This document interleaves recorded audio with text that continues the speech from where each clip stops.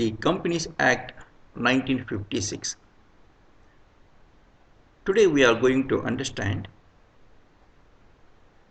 form of contracts as far as the Companies Act 1956 is concerned, how the companies are going to do contracts, how the companies are entering into contracts. Section 46 focuses attention on form of contracts. Can a company enter into a contract? Yes. Contracts on behalf of a company may be made. Contracts on behalf of a company may be made. First sentence in subsection 1 of section 46 clarifies as contracts on behalf of a company may be made as follows. So there are two clauses, clause A and clause B. It is letting us to understand forms of contracts. How many forms are they?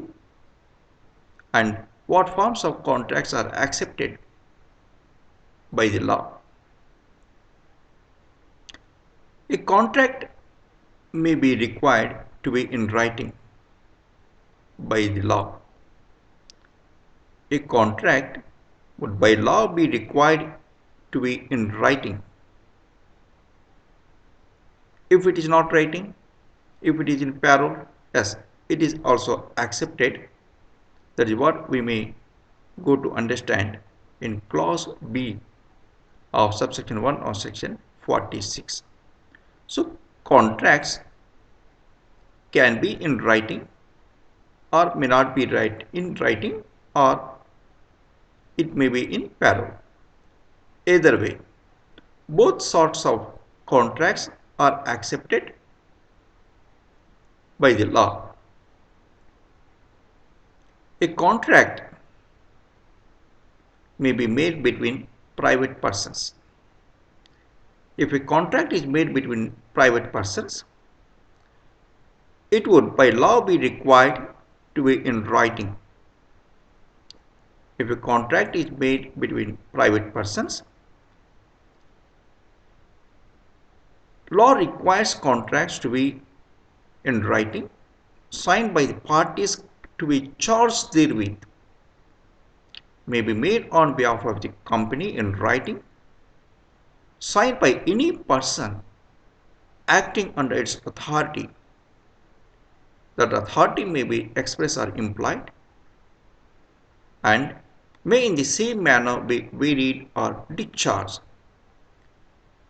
So, what are we going to understand from the above statements? One thing is clear for us: a contract can be made as if the contracts made between the persons. The law requires a contract to be in writing. It should be signed by the parties to be charged therewith. Such a contract can be made on behalf of a company in writing, signed by any person acting under its authority. That authority may be express or implied, and may in the same manner be varied or discharged. So it is clear for us, on behalf of a company, a contract can be made. First point, on behalf of a company, a contract can be made. By law, it is required to be in writing. This is second point. By law, it is required it should be in writing and signed by the parties to be charged therewith. So, who are going to represent the company? Yes, contracts can be made on behalf of a company in writing, signed by any person acting under its authority. Such an authority can be express or implied, and may in the same manner be varied or discharged. So it is clear for us. On behalf of a company, a contract can be made. By law, it is required to be in writing, signed by the parties to be charged therewith. And who are going to sign on behalf of a company? Let us see what the Act says. The contract can be made on behalf of the company in writing, signed by any person acting under its authority. Acting under its authority. It may be signed by any person underlined here. It is not necessary that contracts should be signed director or managing director or some senior official. It can be signed by any person acting under its authority. We need to understand here, acting under its authority. Whose authority? It is the authority given by the company to such a person. The person may be anyone, any person whom the company deputes. So, a contract can be made on behalf of the company in writing, signed by any person acting under its authority. That authority may be expressed or implied and may in the same manner be varied or discharged. Let us again understand it. Contracts on behalf of a company may be made. This is clear for us. Contracts can be made on behalf of a company. So contracts, if made between private persons, this is what the Act is specifically underlining.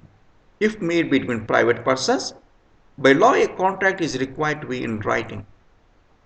If contract is made between private persons, by law contract is required to be in writing. First point. Second, it should be signed by the parties to be charged therewith.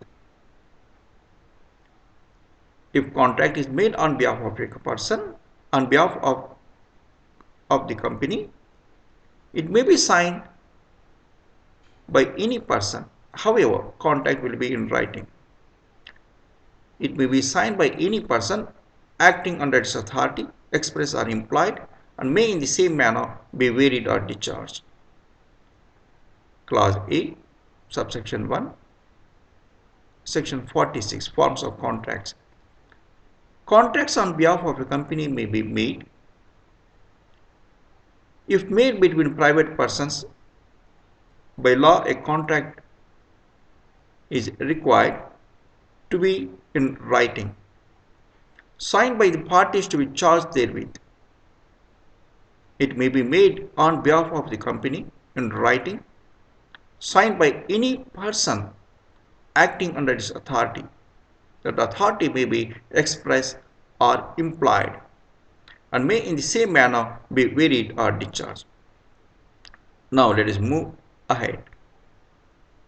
We may have a doubt. If contract is not in writing, if it is made by parole, if it is not in writing, it is made by parole, so would it be valid one? Yes. Clause B of subsection 1 of section 46 is coming forward to say the same thing. Contracts on behalf of a company may be made. It may be valid by law if it is made by parole only or not reduced into writing, and it is made on behalf of the company by any person acting under its authority, express or implied, and may in the same manner be varied or discharged. So clause A and clause B, you may find most of the similarities. In clause A, contract is made in writing, whereas in clause B, contract is not made in writing, but it is made by parole. So Act says both forms of contracts are accepted and rest of the provisions are similar. So it can be made by any person acting on behalf of the company under its authority. That authority may be expressed or implied and may in the same manner be varied or discharged.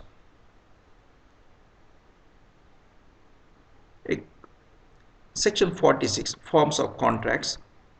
Contracts on behalf of a company may be made. Contracts on behalf of a company may be made. It may be in writing or it may be made by payroll. By law, both are valid. Contracts can be made on behalf of a company by any person acting under its authority. That authority may be expressed or implied and may in the same manner be varied or discharged.